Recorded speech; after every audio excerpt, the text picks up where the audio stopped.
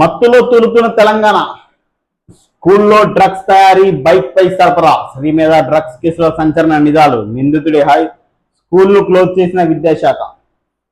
రాష్ట్రంలో యథేచ్ఛగా తయారవుతున్న గంజాయి మెఫడ్రోన్ ఆల్ఫ్రాజోలం.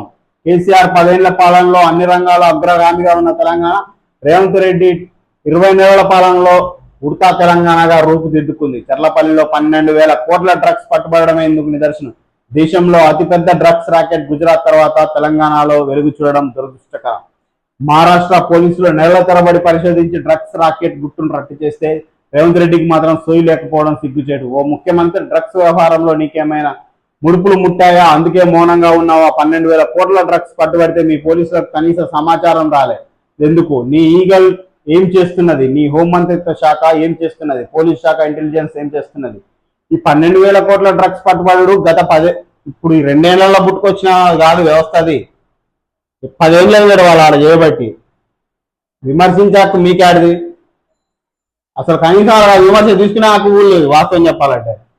ఇక దెందే ఇప్పుడు జనాలు తిట్టకుండా మీరు తిట్టుకుంటారు. అర్థమైందా?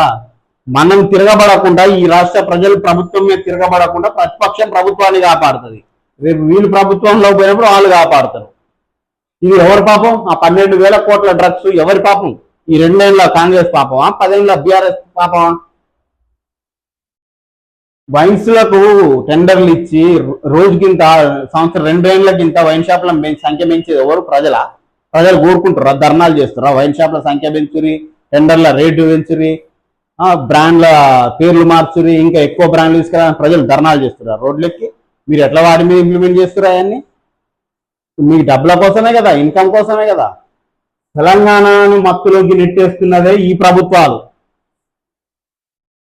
పరిశ్రమల్లో 1000 కోట్ల డ్రగ్స్ స్వాధీనం. స్కూల్లోనే డ్రగ్స్ తయారీ కేంద్రం. టన్నుల్లో సరఫరా అవుతున్న గంజాయి. ఇటీవల కల్తీ కళ్ళుతో 10 మంది మృతి. డ్రగ్స్ మత్తును వదల్చలేని ప్రభుత్వం. మత్తు అరికట్టడంలో చేతులు చేసిన సీఎం. పెద్ద ఎత్తున వెలువెత్తుతున్న విమర్శలు.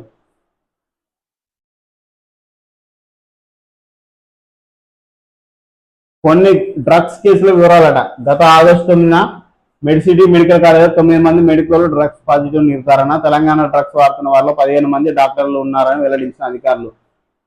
ఈ ఏడాది జూలైలో ఈగల్ టీం డెక్కాయ్ ఆపరేషన్ చేపట్టి 2 గంటల్లో 86 మంది గంజాయి వినియోగదారులను అరెస్ట్ చేసింది. ఇవన్నీ 2024 జనవరిలో యూపీ నుంచి వచ్చిన 560 కేజీల గంజాయి చాక్లెట్లను స్వాధీనం చేస్తారు. మొత్తం మత్తులో ఊగుతుంది రాష్ట్రం. ప్రభుత్వం కూడా అట్లనే ఊగుతుంది. ఈ మత్తు మాయలో ఊగుతుంది. ఎట్లా టెండర్లు పెంచుదాం, వాటి రేట్లు పెంచుదాం, జనాలను ఎట్లా ఉసుగొలుపుదాం, వైన్స్ల కాడికి వచ్చేటట్టు గ్రామానికి ఎట్లా వ్యాపించాలి ఈ మద్యం. మీరే అలవాటు చేస్తుర్రు. మీ వల్ల విద్యార్థులు అలవాటు చేసుకుంటారు, చెడిపోతుర్రు. ప్రజలు అలవాటు చేసుకుంటారు, చెడిపోతుర్రు. 2 ప్రభుత్వాలకు హక్కు లేదు మత్తు గురించి మాట్లాడడం. మత్తు మీరు ప్రజలను మభ్యపెడతానికి వాడుతున్న ఆయుధం ఈ ప్రభుత్వాలు. ఇది చిన్న మత్తు పెద్ద మత్తు ఉంటుందా? 10 రూపాయలు చేస్తే దొంగతనం, 1 కోటి రూపాయలు చేస్తే దొంగతనం.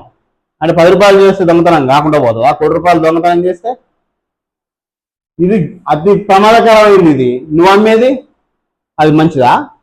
అనారోగ్యం కాదా? వైన్స్లలో బాటిల్ కొనుక్కొని తాగితే, మద్యం కొనుక్కొని తాగితే, బీర్లు, మందు అదంతా మంచిదా ఆరోగ్యానికి? అది అమ్మొచ్చా యథేచ్ఛగా? టెండర్లు పెట్టి మరి లక్షలు పెంచుకుంటాం, మరి షాపుల సంఖ్య పెంచుకుంటాం, మరి అమ్మొచ్చా అది? దానికి ఏం కాదా? రాష్ట్ర ప్రభుత్వానికి ఆదాయం వస్తుంది కాబట్టి. ఏమో ఆదాయం రావుగా వీటికి.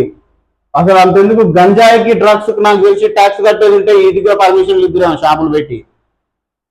ఒక నానుడు ఉంది కదా, సారాను ఎందుకు బ్యాన్ చేసిరు అంటే వాటికి ట్యాక్సులు రావని. ఆ కల్తీ కళ్ళలో ఎక్కువ ట్యాక్సులు రావు కదా వాటికి, అందుకే బ్యాన్ చేసిరని. అదే వైన్స్ కూడా మీరు ట్యాక్స్ వసూలు చేయకూరి మళ్ళీ ఆర్టీ కూడా క్లోజ్ చేస్తారు. ఈ డ్రగ్స్ గంజాయికి ట్యాక్సులు సిస్టమ్ ఉంటే ఇది కూడా అమలు చేద్దరేమో షాపులు పెట్టి, టెండర్లు పెట్టి. ఎటువంటి ప్రభుత్వానికి ఇన్కమ్ కావాలి. మీరు చేస్తేనేమో మంచిదే. ఈ దుర్మార్గమైన మత్తును ఇంకెన్నడూ మేరకు ఆదుకోలేదు మీరు. ఎన్నడూ మధ్యరహిత రాష్ట్రంగా, మధ్యరహిత సమాజంగా ఈ దేశాన్ని, రాష్ట్రాన్ని మార్చేది నాయకులు. వీటి నుంచి వచ్చే డబ్బుతోటే నువ్వు అన్ని చేస్తా అంటావు. నీకు 10 రూపాయలు దొంగతనం నేర్పుతా కానీ నువ్వు ఎప్పటికీ 1,00,00,000 దొంగతనం చేయక అన్నట్టుంది పరిస్థితి. మద్యం షాపులు పెట్టి మత్తును అలవాటు చేసేదే రాష్ట్ర ప్రభుత్వం. అదే మద్యం షాపులు లేకపోతే వానికి మత్తు అనే విషయం ఏంటి తెలుస్తుంది?